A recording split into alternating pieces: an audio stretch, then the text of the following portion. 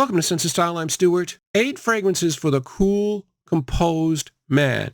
And that personality style is really not in my wheelhouse. I'm a really talkative person. I'm a very emotional person. So I asked ChatGPT for some examples of cool, composed celebrities, and it spat out Tiger Woods, Roger Federer, George Clooney, and Daniel Craig.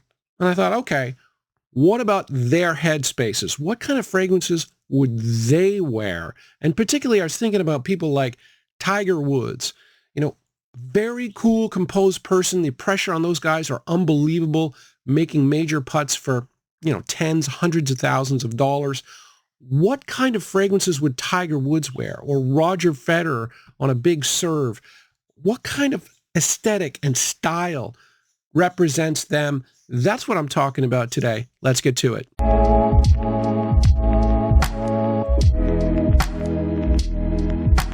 Fragrance number 1, this is Ralph's Club Parfum by Ralph Lauren. And this is a fragrance where every time I read about it, people are like, well, it's kind of generic. It's kind of boring. It's just another blue style fragrance. But, there's some truth to that, but really I think they're missing the point, because even though this is comparable to some blue fragrances, notice the entire line come in dark bottles.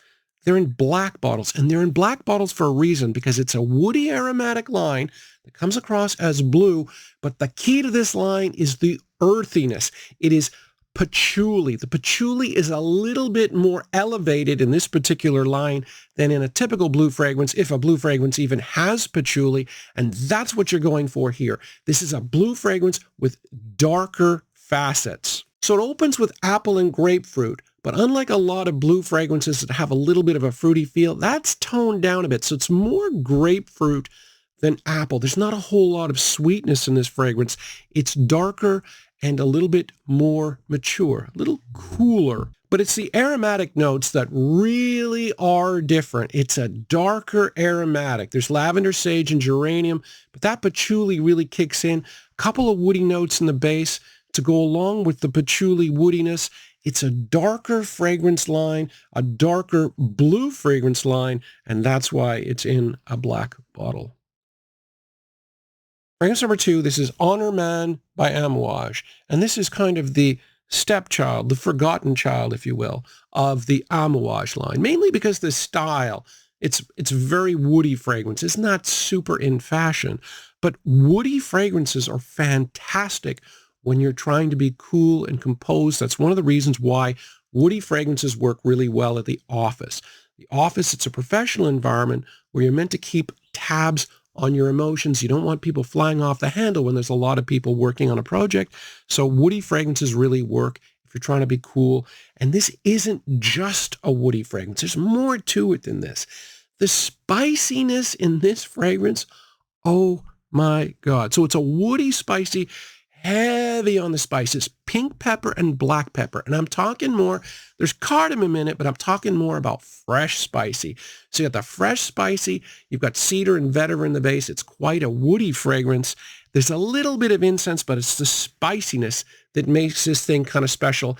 The problem with this fragrance is not performance. It's the fact that it's so expensive because it's an Amouage. If this particular DNA was available in a less expensive fragrance, I think it would be a lot more popular. But because it's an Amouage, it costs an arm and a leg. So it's a little bit of a forgotten fragrance. And that's unfortunate because it's very nice.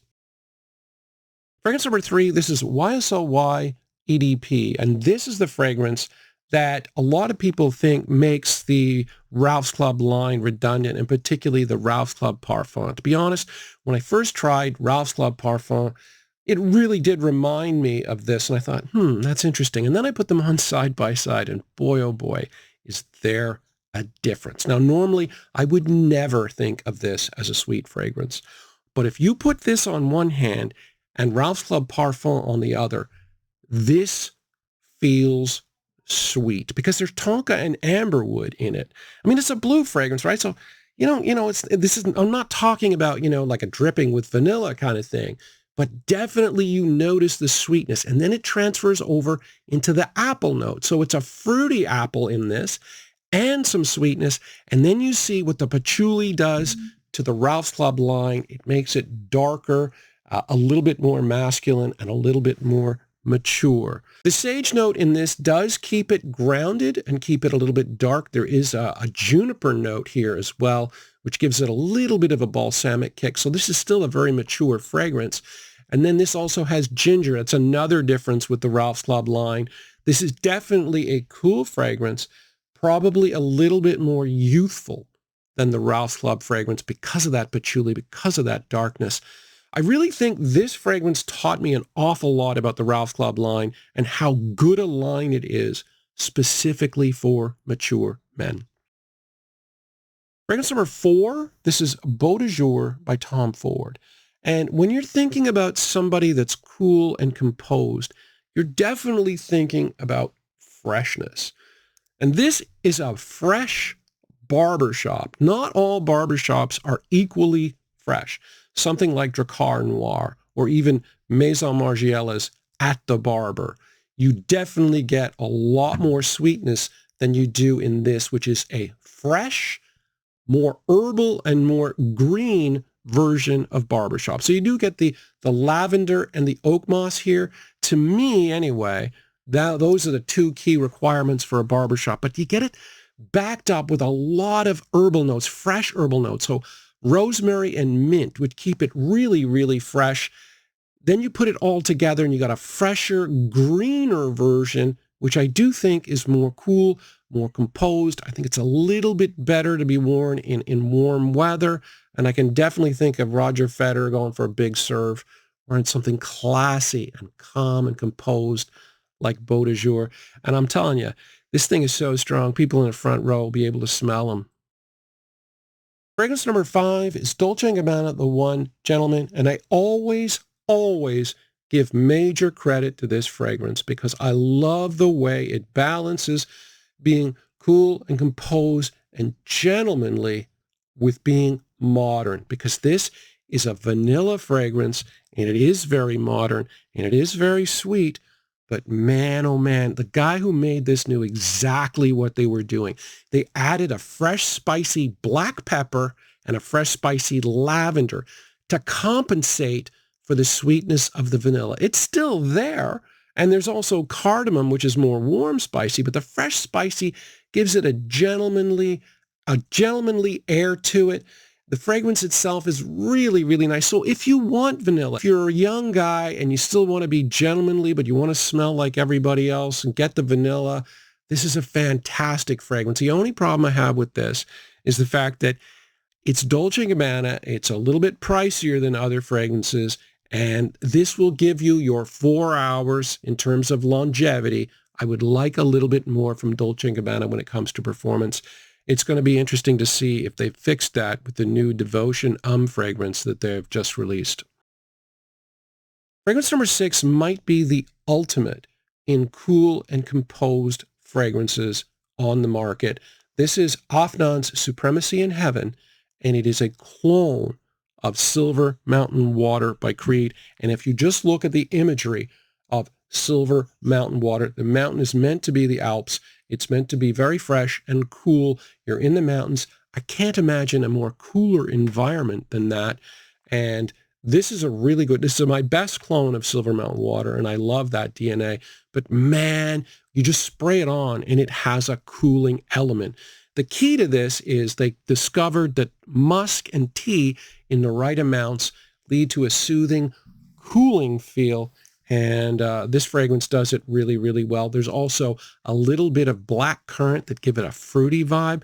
You just got the standard citrus off the top, bergamot and mandarin, but it's that tea musk combination that has a cool, soothing thing, which works fantastic if you're under pressure. But I don't think it would work without the black currant. That little bit of fruitiness gives it some color. I love this fragrance. I love Silver Mountain Water, and there's a reason that it was my signature scent for so long.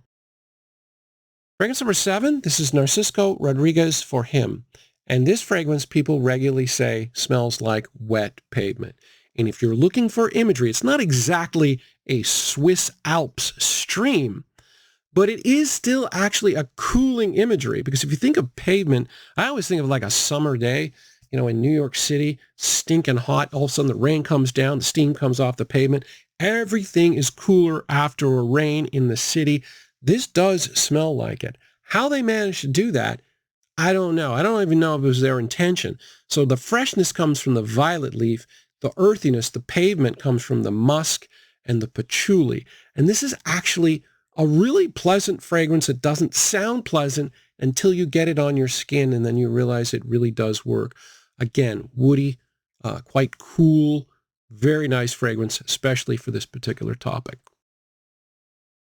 Fragrance number 8, this is Missoni Parfum pour Homme, and this is actually a very solid clone of Bleu de Chanel Eau de Toilette.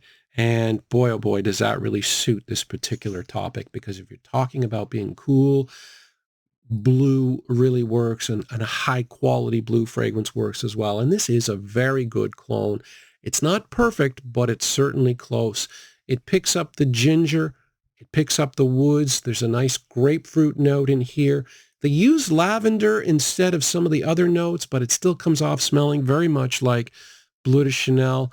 The performance is very solid. It's not quite as strong as Bleu de Chanel, and it also is, it's a little bit more synthetic. I don't know if I would notice it unless I did it head to head. And when you do it head to head, you do notice this as being a little, just a little plasticky, but it's still a very solid clone, and perfect for this. So cool and composed. I really like the topic. Not really my personality style, but I do like a lot of the people mentioned by ChatGPT for the topic. I do like the idea of being cool and composed and gentlemanly. I hope you guys enjoyed the video. Thanks for watching.